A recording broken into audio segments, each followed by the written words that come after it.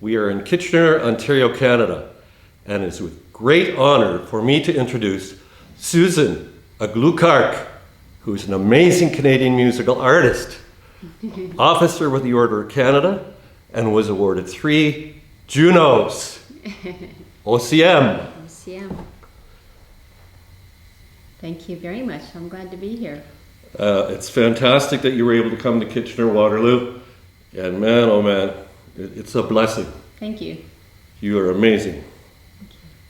You've been on a musical tour lately. Where have you been?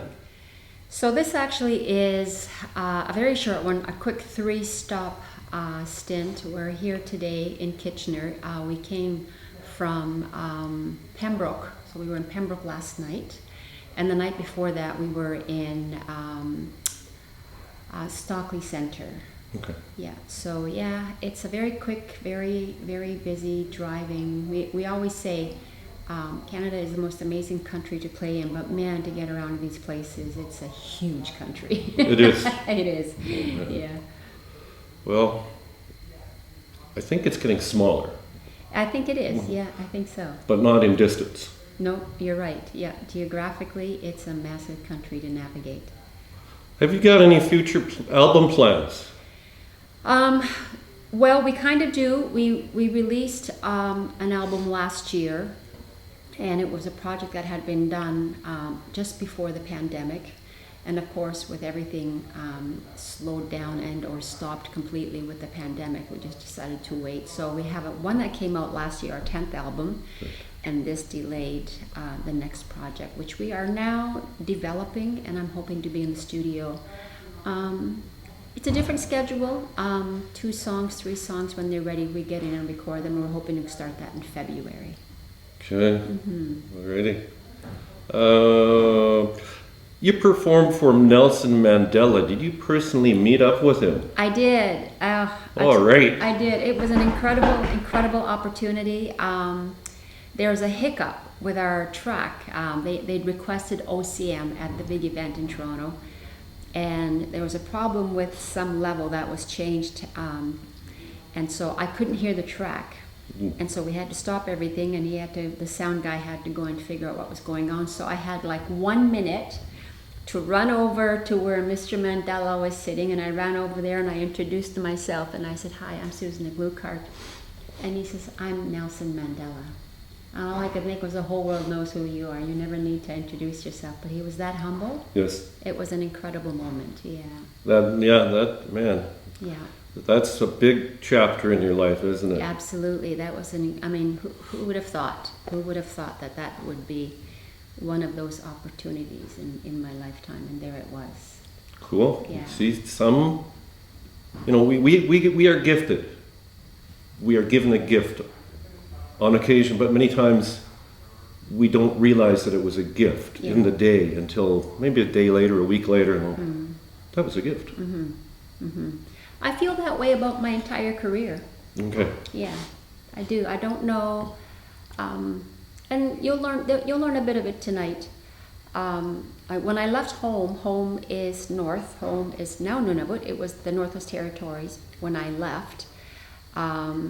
And my community is Akviet.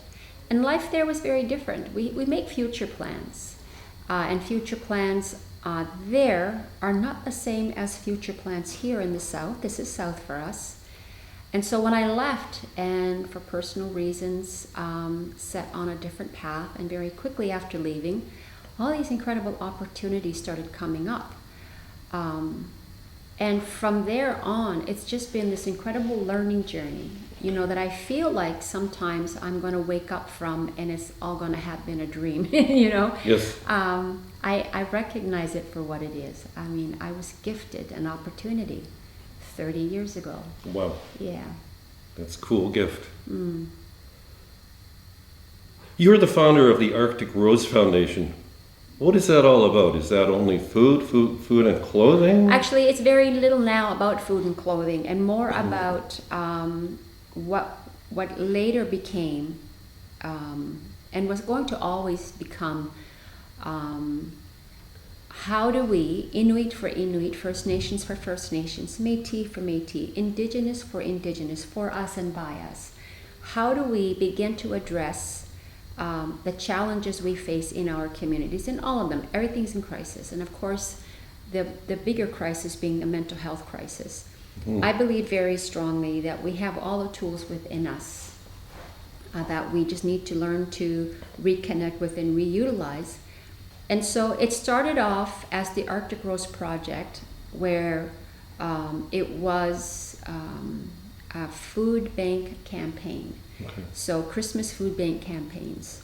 And we still do that. So we select a northern community once a year and we ship up basic food, dry goods to that community every year. And that community has to have a registered food bank.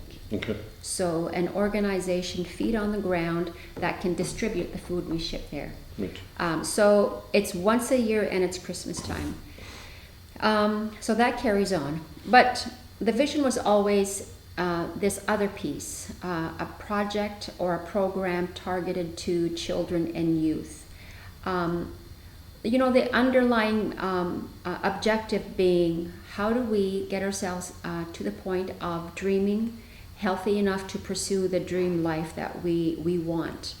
What are the steps that are missing? And when we find them, develop the program to support them.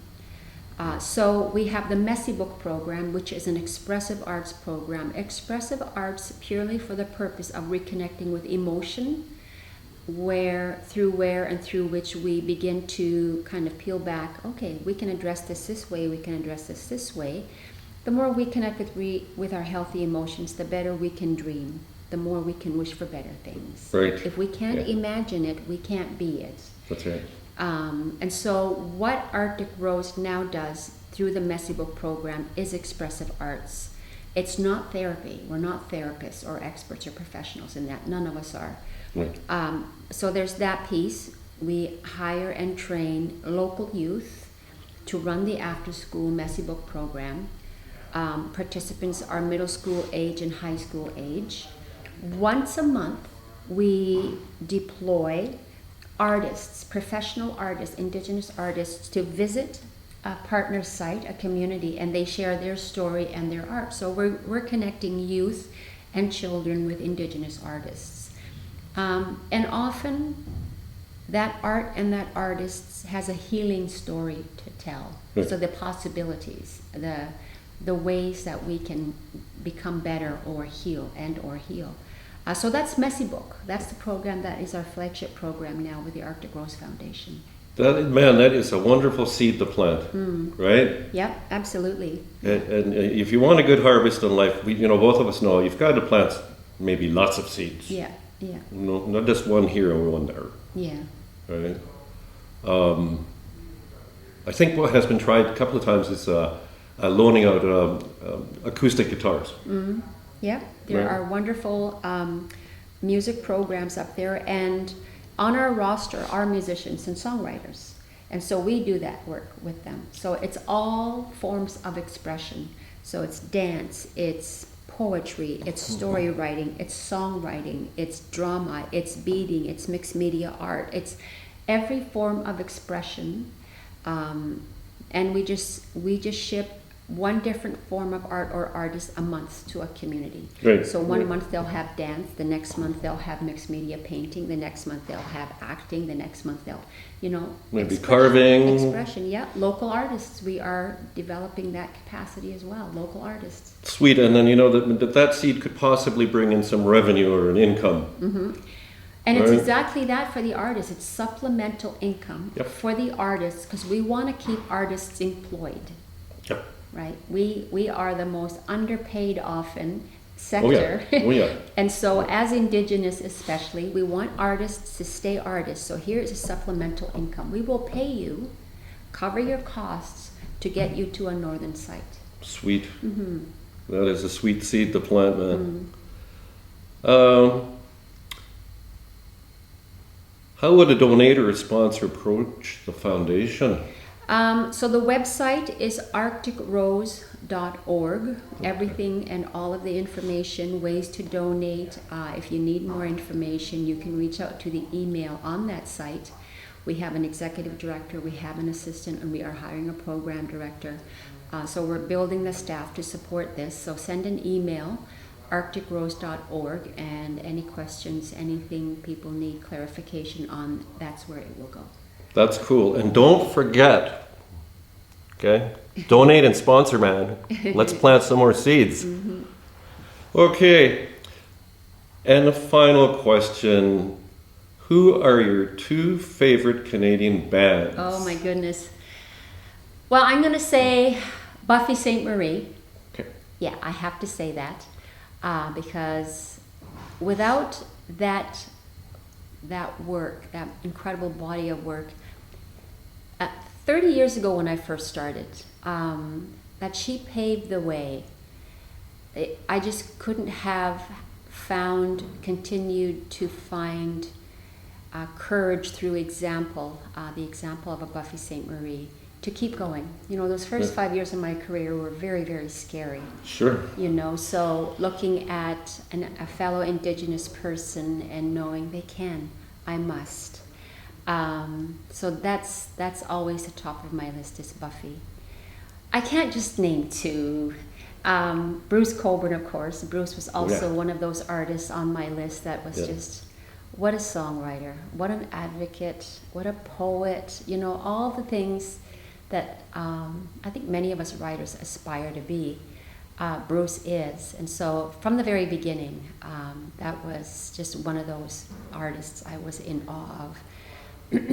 I'm a fan of Glass Tiger and Alan Frew, of course.